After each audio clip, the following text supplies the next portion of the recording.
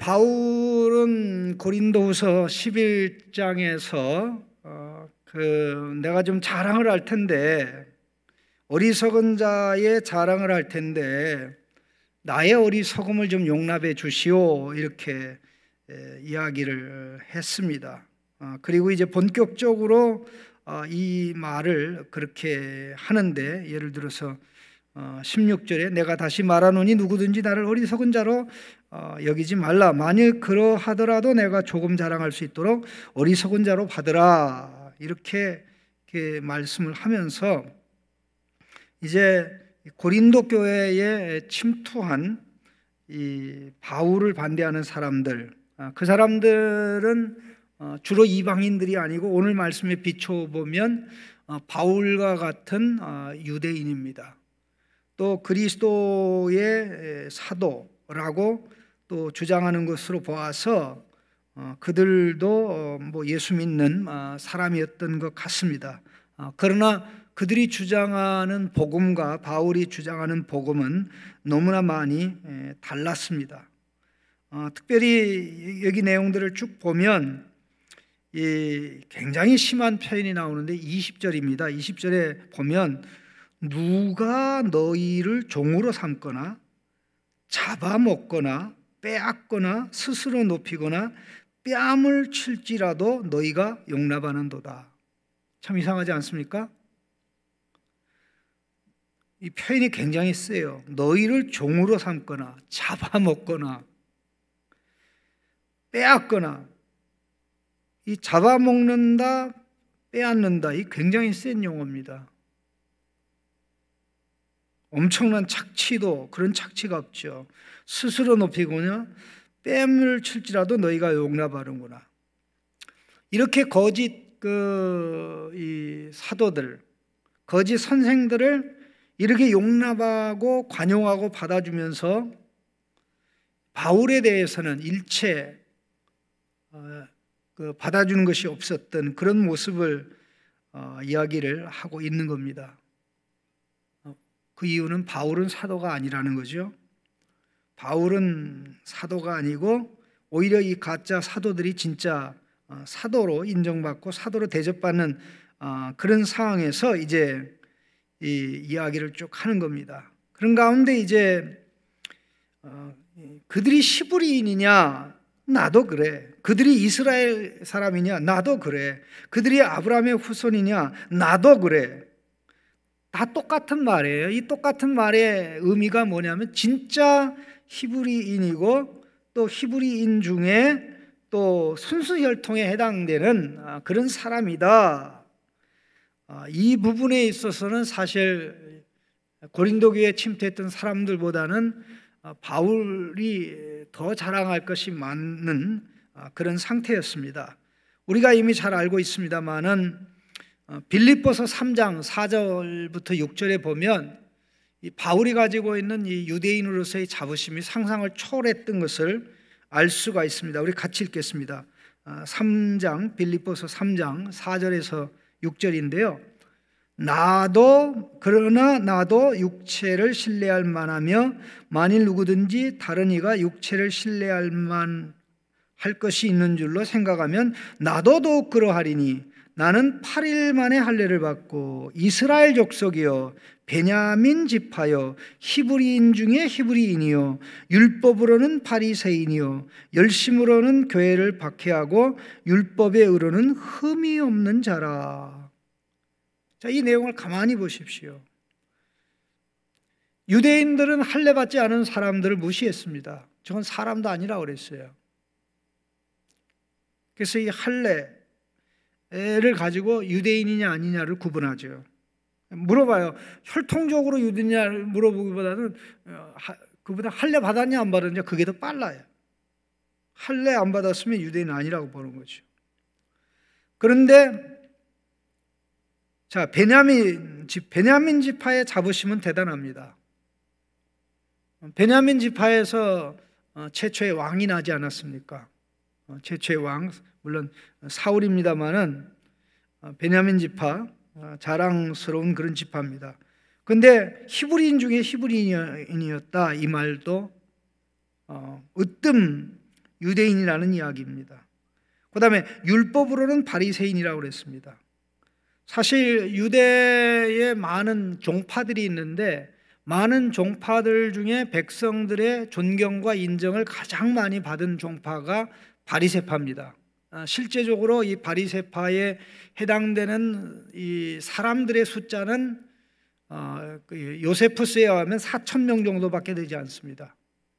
이스라엘 백성 전체 인구 중에 4,000명이라는 숫자는 그렇게 많은 숫자는 아니거든요. 그런데 대략 한 4,000명밖에 안 되는데 이들의 영향력은요, 이스라엘 전 지역에 미치지 않은 것이 없었습니다. 엄청난 열정. 이들이 가지고 있는 그 열정, 바리새인의 열정은 뭐냐면 온 이스라엘을 제사장 나라로 만드는 것입니다. 온 이스라엘을 제사장 나라로 만드는 것이고, 이들은 이 하나님의 말씀을 불순종하면 마음이 너무나 거북했던 사람이에요. 그래서 어떻게든지 자기들이 하나님의 말씀에 순종하는 사람으로 인정받기를 원하고 그런 쪽으로 엄청나게 많은 규정을 만들었습니다. 똑같은 행동을 하더라도 순종하는 행동을 하려고, 그러다 보니까 이제 형식적인 그런 내용들이 많이 예수님 당시에 출발해서 예수님에게 비난의 대상이 되기도 하고 여러 가지 이유로 예수님한테 질책도 받았습니다. 그러나 그들의 삶은 어떤 면으로 보아도 참 존경을 받을 만한 그런 모습이었습니다. 그런데 이해 안 되는 부분이 열심으로는 교회를 박해하고 율법에 의로는 흠이 없는 자라. 열심으로는 교회를 박해하고 율법으로는 흠이 없다. 이게 두 개가 같은 내용인데요. 이 하나님이 주시는 거룩한 열심으로 교회를 박해했다는 것이죠. 하나님이 주신 사명 때문에 교회를 파괴하는 일을 바울이 했다는 것입니다. 그 이유는 교회는 없어져야 될 존재로 봤기 때문입니다. 하나님이 구원받을 수 있는 길을 다 주셨는데 왜 자기도 구원하지 못한 십자가에 달린 나사렛 사람 예수를 구원자라고, 나사렛 사람 예수가 구원한다고 얘기하느냐?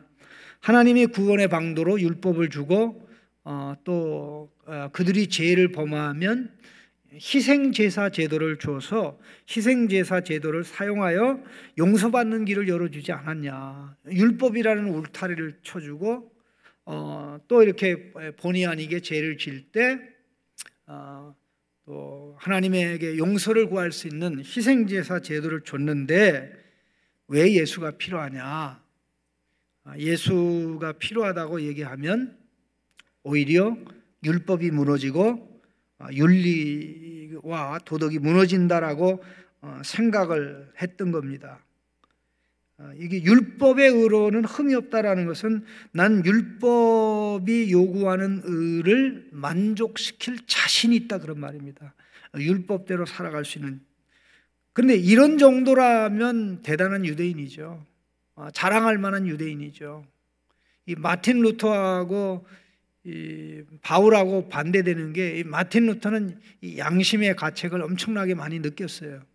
그래서 그 양심의 가책을 해결하고자 회개하고 뭐 천주교식으로 얘기하면 이제 고해하고 또 고해 성사도 안 되고 그러니까 이 계단을 그 맨살로 말이죠.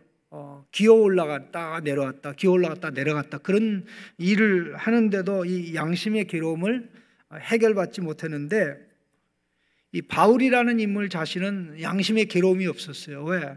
나는 하나님 말씀대로 살고 있다. 하나님 말씀대로 나만큼 사는 사람이 있으면 나와보라고 그래. 그럴 정도의 사람이었으니까 정말 유대인 중에는 최고의 유대인인데 다메섹 도상에서 예수님을 만나면서부터 이게 다 무너졌죠. 내가 율법 잘못 이해했네. 내가 십자가에 달린 나사렛 사람 예수를 잘못 보았네. 십자가를 없애야 될 게 아니라 필요해. 십자가에 달린 예수는 십자가에 달렸기 때문에 하나님의 아들이고 십자가에 달렸기 때문에 그리스도야. 이렇게 하는 자로 바뀌었던 것입니다. 예수님이 들어오기 전에는 모든 것을 세상의 눈으로 봅니다. 그러나 예수님이 들어온다면 모든 것을 예수님의 눈으로 보기 때문에 그때부터 이 지각 변동이, 의식 세계의 변화가 일어나고 가치관의 근본적 변화가 일어납니다. 그렇게 변화된 자로 이제 살아왔던 바울입니다. 자, 23절 말씀 보면 이렇게 되어 있습니다. 그들이 그리스도의 일꾼이냐 정신없는 말을 하거니와 나는 더욱 그렇다. 그들이 그리스도의 일꾼이라고 주장하지만 사실 위장하고 있었던 거죠. 우리가 이미 앞에 보았던 것처럼 바울은 그가 그리스도의 진짜 일꾼인 것을 그가 당한 고난을 통해서 언급을 하고 있습니다. 이 바울에게 일어난 일들을 쭉 이게 리스트가 쭉 나오는데 이 항목을 보면 한 15개 정도 됩니다. 굉장히 많습니다. 야, 과연 이런 일을 당하고도 하나님이 나를 사랑하고 하나님이 나를 일꾼으로 쓰신다라고 말할 수 있는 사람이 몇 명이나 있을까? 우리는 그 생각을 하지 않을 수가 없습니다. 자, 이게 첫 번째 언급된 게 수고를 넘치도록 했다고 그랬습니다. 수고를 넘치도록 했는데 옥에 갇히기를 많이 했다고 그랬어요. 옥에 갇히기를 많이 했다.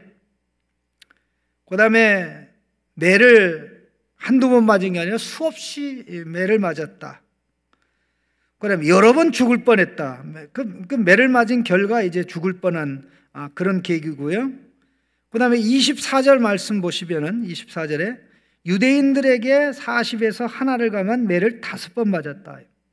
이게 유대인의 태형 중에 가장 심한 태형입니다. 그 태형에 관한 규정이 신명기 25장에 있습니다. 25장 2절 3절에 보면 이렇게 되어 있습니다. 신명기 25장 우리 화면에 글씨가 떴는데요. 우리 같이 한번 읽어보겠습니다. 악인에게 태형이 합당하면 재판장은 그를 엎드리게 하고 그 앞에서 그의 죄에 따라서 수를 맞추어 때리라. 40까지는 때리려니와 그것을 넘기지는 못할 더니 만일 그것을 넘겨 매를 지나치게 때리면 내가 내 형제를 경히 여기는 것이 될까 하노라. 이제 40대까지 때릴 수 있도록 돼 있는데 실제적으로 이제 뭐 사극에도 보면 이제 이 매질을 하는 자가 있고 이 숫자를 세는 자가 있잖아요. 근데 이 유대인의 이 처벌 구정이 굉장히 엄격해 가지고 이게 혹시라도 수를 세다가 잘못 세면 40이 넘어갈 수가 있잖아요. 그래서 40대가 넘어가는 것을 막기 위해서 실수로 잘못 카운트할 수 있다 해가지고 이 40대를 때린다고 그랬을 때 39대에 가서 멈췄어요. 그런데요, 한 번만 이게 맞아도 유대인의 그 태형으로는 가장 엄중한 벌이기 때문에 이거 한 번만 이렇게 얻어맞아도요 피골이 상접할 뿐만 아니라 몇 날 며칠을 못 움직이는 것은 뭐 말할 것도 없고 몸이 성하다고 말할 수가 없습니다. 그런데 다 이렇게 맞은 것이 예수님 때문에 맞은 것이거든요.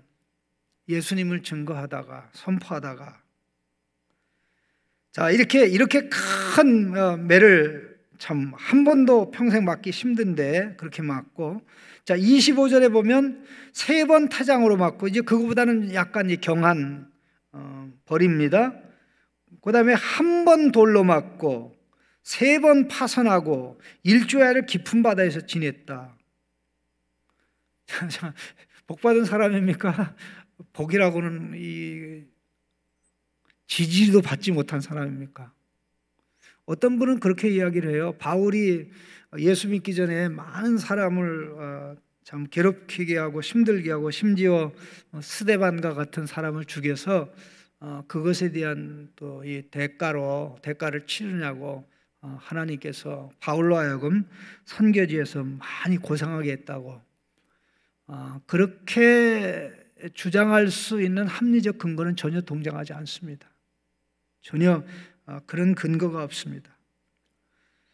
여기 이제 뭐 3번 태장을 맞고 이런 말씀이 나오는데 우리가 사도행전의 기록을 보면 뭐 이게 극히 일부분이 언급이 돼서 나옵니다. 다 나오지는 않습니다.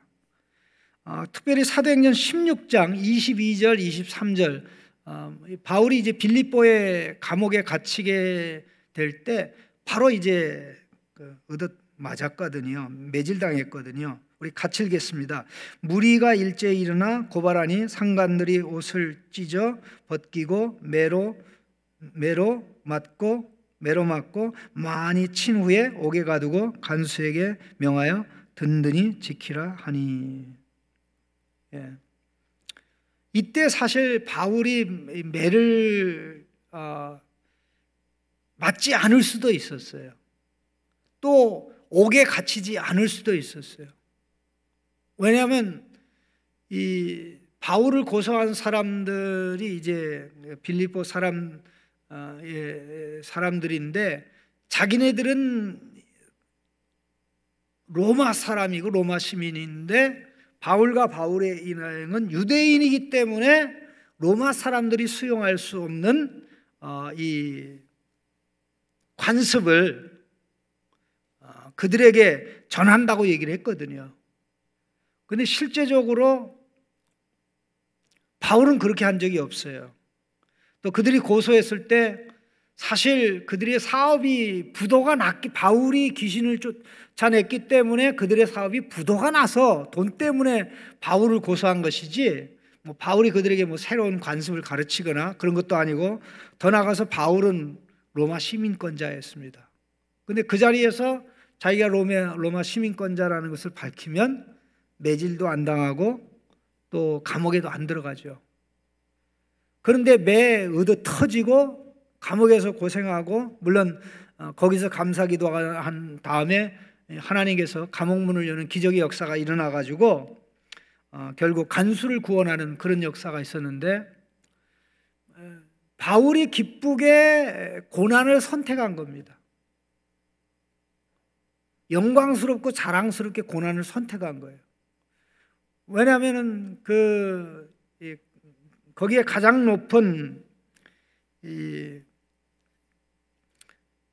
자가 이제 감옥에서 나오라고 얘기했을 때 바울이 뭐라 그럽니까? 로마 사람인 우리를 이렇게 매로 치고 또 이렇게 감옥에 가둔 일을 우리가 용납 못한다니까 난리가 나지 않습니까? 그래가지고 친히 이 빌립보의 가장 높은 사람이 와가지고 사과를 하고 제발 당신들 여기 있으면 참 내가 골치 아프니까 떠나달라고. 왜 바울이 바보같이 그들이 매로 치려고 그럴 때 나 로마 시민이라고 얘기를 안 했습니까? 그렇게 얘기하면 복음 전파에 엄청난 지장이 있기 때문에 사실 매맞는 걸 택한 겁니다. 복음 때문에 그렇게 된 거죠. 자, 보세요. 한 번은 돌로 맞았다라고 얘기합니다. 이 비슷한 기록이 사도행전 14장 19절부터 21절에 나옵니다. 이 내용도 보면 굉장히 재미나게 되어 있습니다. 우리 같이 읽어보겠습니다. 유대인들이 안디옥과 이고니온에서 와서 무리를 충동하니 그들이 돌로 바울을 쳐서 죽은 줄로 알고 시외로 끌어내어 내치니라. 예.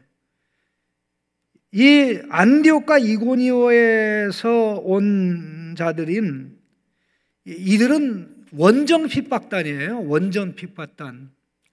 그러니까 안디옥하고 이고니온 사이의 거리는요, 제가 차로 가보니까 대평원을 안디옥에서 이고니온까지 그 꼬냐라고 얘기하는데 대평원을 한 4시간 정도 버스로 달려요. 저는 사도행전을 읽어보면서 안디옥에서 이고니온으로 가니까 옆에 동네인 줄 알았어요.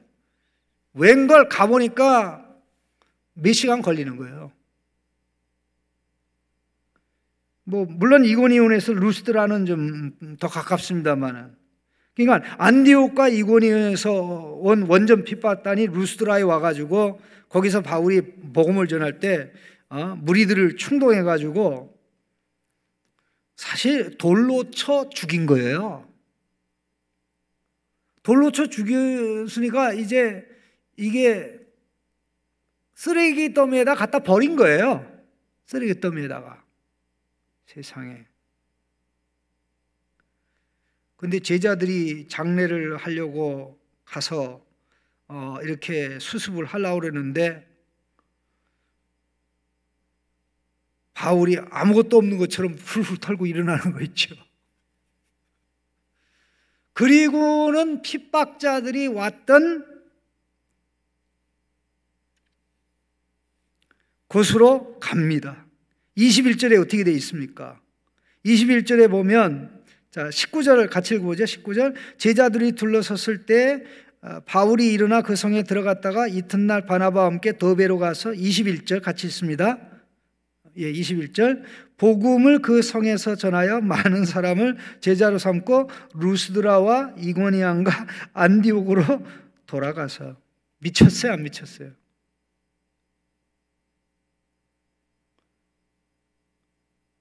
원전 핍박단이 왔던 그 도시로 또 다시 간 거예요. 이 제정신입니까, 아닙니까? 누구를 위해서 미친 겁니까? 예수님 위해서 미친 거죠. 복음에 미친 것입니다. 바울이 복음을 포기했다면, 예수님을 포기했다면 이런 일은 발생하지 않았을 것입니다. 근데 또 기가 막힌 것은, 자, 배를 타고 여행을 하다가 파선을 몇 번 했다고요? 3번을 했대요. 세상에. 옛날에는 그 여객선이 없습니다. 배가 여객선이 없고 전부 다 화물선입니다. 화물을 싣고 이렇게 가는 그 배에 일반 승객이 타서 가는 겁니다. 이게 바울만 타면 배가 파산하는 것 같이 이렇게 느낄 수가 있는데요. 사실 그런 건 아니고 그 당시 사고가 많이 났습니다.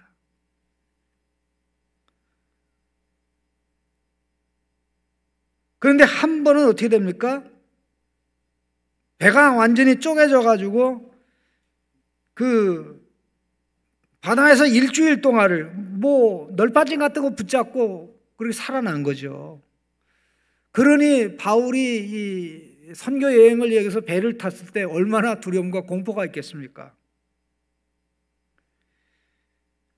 이 바울에게 이런 경험이 있었기 때문에 파선에 관한 경험, 언제 어떻게 될 때 배가 파선이 되는지에 대한 경험, 또 어느 시기에 여행을 하면 배 여행을 하면 문제가 되는지를 다 경험했기 때문에 사실 그가 로마로 이제 제수가 되어 로마로 호송될 때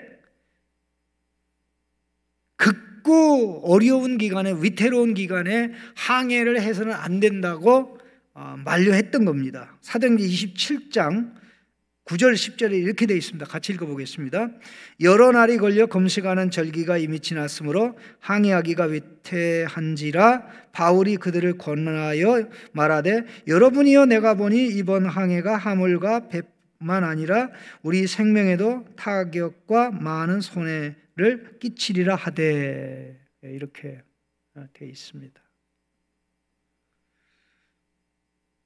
바울만큼 이 배를 이용해서 선교 여행을 한 사람이 없기 때문에 벌써 바울은 이런 경험이 있었던 거예요. 근데 물론 바울이 선주도 아니고 또 선장도 아니고 그렇기 때문에 결국 바울의 의견은 묵살됐죠. 그래서 결국 어떻게 됩니까? 배는 결국 유라굴라라는 태풍을 만나가지고 참 죽을 고생 다 하지 않았습니까? 물론 하나님께서 개입하셔서 바울을 통해 주신 말씀대로 배에 탔던 사람들이 다 살아나죠. 자, 그것뿐입니까? 26절 같이 읽어보겠습니다. 26절에 여러 번 여행하면서 강의 위험과 강도의 위험과 동족의 위험과 이방인의 위험과 신의 위험과 광야의 위험과 바다의 위험과 거짓 형제 중에 위험을 당하고 위험 쭉 나오죠. 여기 여러 번 여행하면서 이렇게 여기 여러 번이라는 단어보다는 정확하게는 다양한 종류의 여행, 뭐 이런 여행 저런 여행 모든 여행이 포함되는데 이거는 뭐 어드벤처도 아니고 트레킹도 아니고 모든 게 다 선교 여행입니다.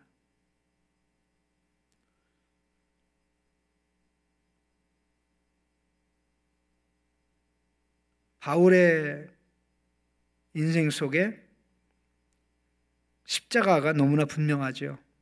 십자가의 흔적이 너무나 분명합니다.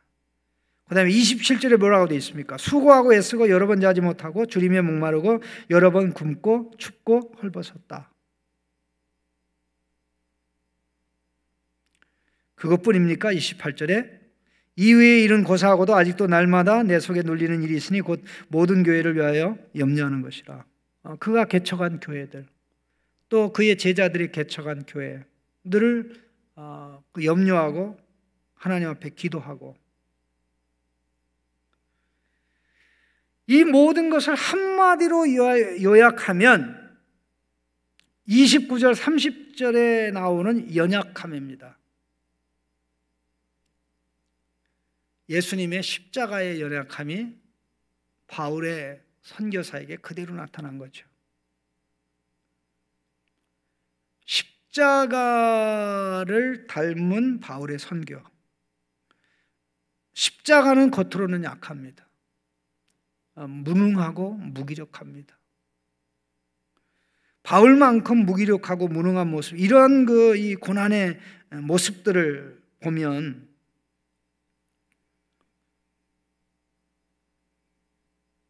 이 약함으로 볼진데 이 약함 가운데 망하지 아니하고 이 약함을 통해서 많은 사람을 구원하는 선교 사역을 한 걸 보면 바울이 진짜 하나님께서 세운 사도라는 거죠. 하나님은 약한 선교를 통해서, 약한 선교, 십자가의 선교를 통해서 사람들을 구원하십니다. 돈으로 사람을 구원하지 않습니다. 명예와 권세로, 화려함으로 구원하지 않습니다. 한국교회가 복을 받은 것은요, 하나님께서 이 약한 선교를 할 수 있도록 외국의 선교사들 보냈기 때문입니다. 그분들이 한국에 와서요, 약한 선교를 했습니다. 양화진에 가보면요, 그게 보여요. 양화진에 그 선교사 묘지에 가면 사람들이 주목하지 않는 묘지가 있습니다. 한 40기 정도가 좀 안 되는데요,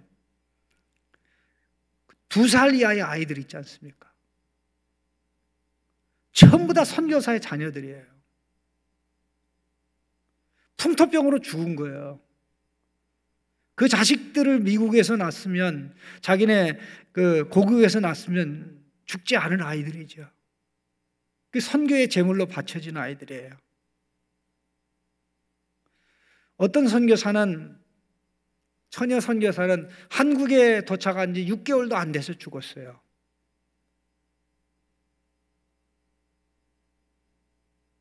어떤 선교사는요, 선교 여행을 하다가 아마 목포에서 아마 제주 쪽으로 옮기다가 태풍을 만나가지고 조난을 당했어요. 또 시신도 못 찾았어요.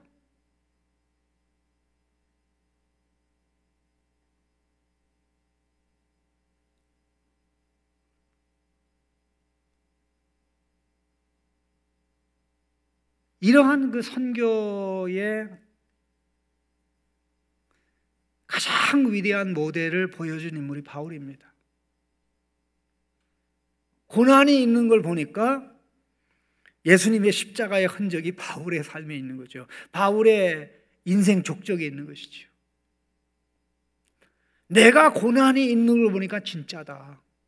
내가 사도라는 정표는 능력과 권능과 권세가 아니고 이렇게 약하고 이렇게 어려움을 당하고 이렇게 고통을 당하는데도 망하지 않았다. 마지막으로 얘기하는 게 31절 32절의 내용 아닙니까? 다메섹에서 아레다 왕의 고관이 나를 잡으려고 다메섹 성을 지켰으나 나는 강주리를 타고 들창문으로 성벽을 내려가 그 손에서 벗어났노라.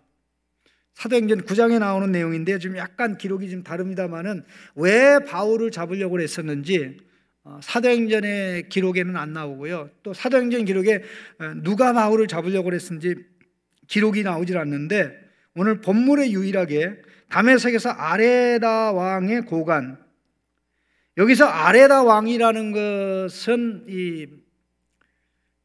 오늘날로 얘기하면 요르단의 남쪽에는 나바티안이라는 왕국이 있었어요. 그 나바티안 그 왕국의 왕이 이제 이 아레다 왕인데 다메섹이 그 나바티안 왕국의 사실 관리 밑에 있었어요. 근데 뭔가 바울이 이 다메섹에서 3년 있을 때에 왕의 심기를 불편하게 인을 했던 것 같아요. 이 나바테안 왕국은 죽음의 왕국이거든요. 죽음을 미화하고 살았을 때 집보다도 죽었을 때 시신이 놓는 그 집을 더 아름답게 꾸미는, 죽음을 미화하고 죽음을 칭송하던 그런 왕국에 가서 그냥 앉아서 도만 묵상하고 기도만 한 것이 아니라, 만약 그가 거기 가서 묵상만 하고 기도만 했다면 나바티아의 왕이 그를 죽이려고 했겠습니까? 그가 거기에 와서 복음을 전하니까 국가 기반이 안에 거기 문화 기반이 완전히 무너지게 되는 상황이 됐기 때문에 결국 바울을 죽이려고 했던 거죠. 그래서 바울이 다메섹에서 도망가서 이 나바테온에서 도망가서 다메섹에 있다는 걸 알고 그 집에 있는 다메섹 담당관에게 바울을 잡아서 나한테 바쳐라, 그렇게 요구를 한 것으로 우리가 이해할 수 있습니다. 자, 이걸 가만히 생각해 보면 참 바울의 인생 참 그렇다. 참 오늘 우리가 이 코로나 때문에 참 어렵다라고 얘기하고 힘든데, 바울이 이렇게 고생당한 것들은 복음이 아니면 당할 이유가 하나도 없죠. 복음에 충실했고 하나님이 주신 사명에 충실했기 때문에 복음을 가지고 다니면서 예수 그리스도의 십자가의 흔적이 그의 몸에 나타났던 거죠.